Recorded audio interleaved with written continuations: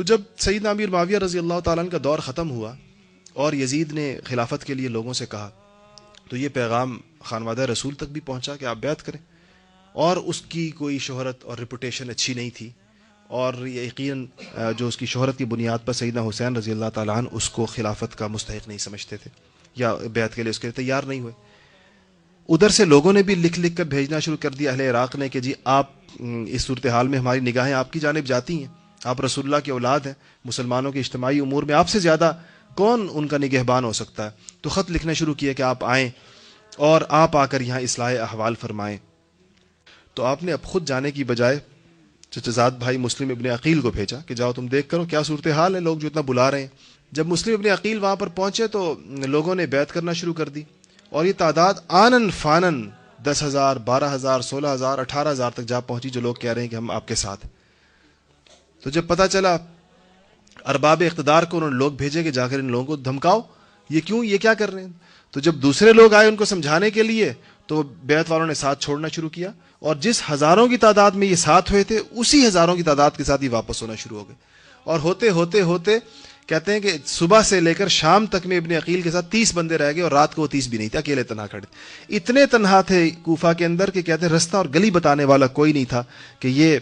حسین ابن علی رضی اللہ تعالیٰ عنہ کا چچازاد بھائی اور حضور کے بھی رشتہ دار، کہ یہ اس کو رستہ جس کو دعوت دے کر بلایا ہے اہل عراق نے کہ اب یہ بتاؤ کہ اس کو رستہ بتاؤ گلی سے کہاں نکلے گا ہی۔ بہرحال ان کو وہ گرفتار ہوئے اور ان کو شہادت ہوئی، اور انہوں نے اپنی شہادت سے پہلے اس بات میں وہ چونکہ ایک پیغام تو 18,000 لوگوں کی اور ہزاروں لوگوں کے ساتھ ملنے کا پیغام تو حضرت حسین کو جا چکا تھا،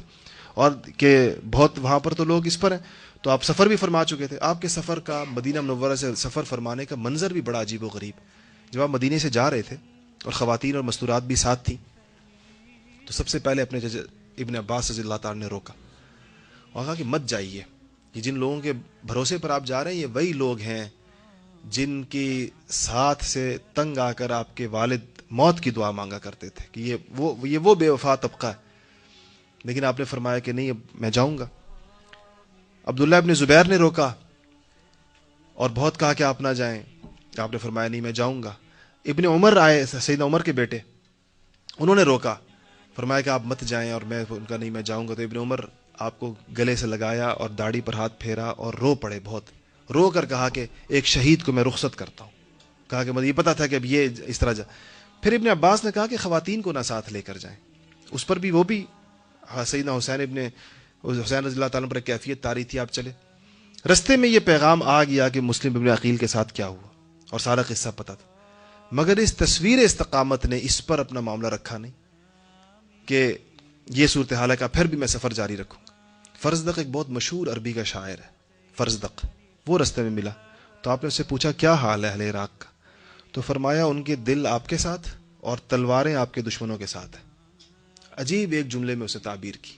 کہ یہ وہ لوگ ہیں دل آپ کے ساتھ ہیں لیکن تلواریں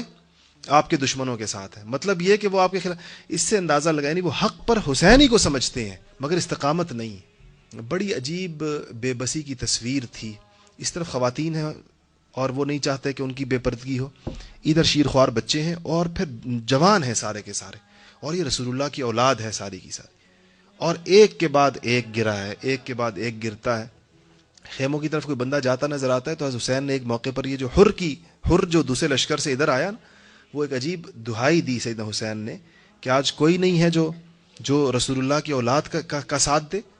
یہ کہا تو اس پر ایک ادھر سے ایک لشکری حر کے نام سے تھا، وہ اٹھا اور اس نے اسی وقت ادھر سے نکل کر ادھر آ گیا، کہا کہ میں آج ادھر اس امید پر آ رہا ہوں کہ شاید بروز قیامت آپ کے نانا کی شفاعت ہو جائے، کی شفاعت نصیب ہو جائے، اس امید پر آج آپ کے ساتھ۔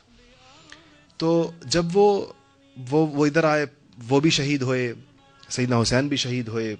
علی اکبر بھی شہید ہوئے۔ میں نے اس عرض کیا کہ 6 بھائی ہیں حسین کے، 2 بیٹے، 3 بھتیجے، حسن کے بیٹے، جعفر طیار کے بیٹے، عقیل کے بیٹے، پوتے، یہ سب اس میں شہید ہوئے، جن 20-22 افراد تو خود خانوادہ رسالت کے لوگ ہیں اور باقی دوسرے ساتھی ساتھ تھے۔ تو جب ان کا سر کاٹ دیا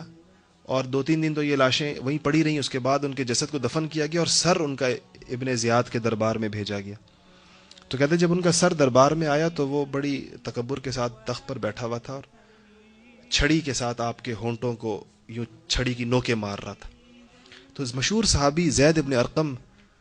رضی اللہ تعالیٰ عنہ وہاں کھڑے تھے. تو کہتے ہیں انہوں نے کہا کہ رک جا، خدائے واحد لا شریک کی قسم، میں نے ان ہونٹوں پر رسول اللہ صلی اللہ علیہ وسلم کے ہونٹوں کو بوسہ دیتے ہوئے دیکھا ہے. ان ہونٹوں کو میں نے دیکھا ہے، یہ منظر کہ رسول اللہ نے ان ہونٹوں کو بوسہ دیا، اس چھڑی کو ہٹا ان ہونٹوں سے. یہ پیغام سیدنا حسین رضی اللہ تعالیٰ عنہ کی قربانی ہر مسلمان سے اس استقامت کا مطالبہ کرتی ہے کہ جس کو تم حق سمجھو، قرآن و سنت کی روشنی میں جس بات کا حق ہونا طے ہو جائے، اس کی حمایت اور اس کے ساتھ کھڑے ہونے کے لیے بڑی سے بڑی قربانی سے دریغ نہیں کرنا.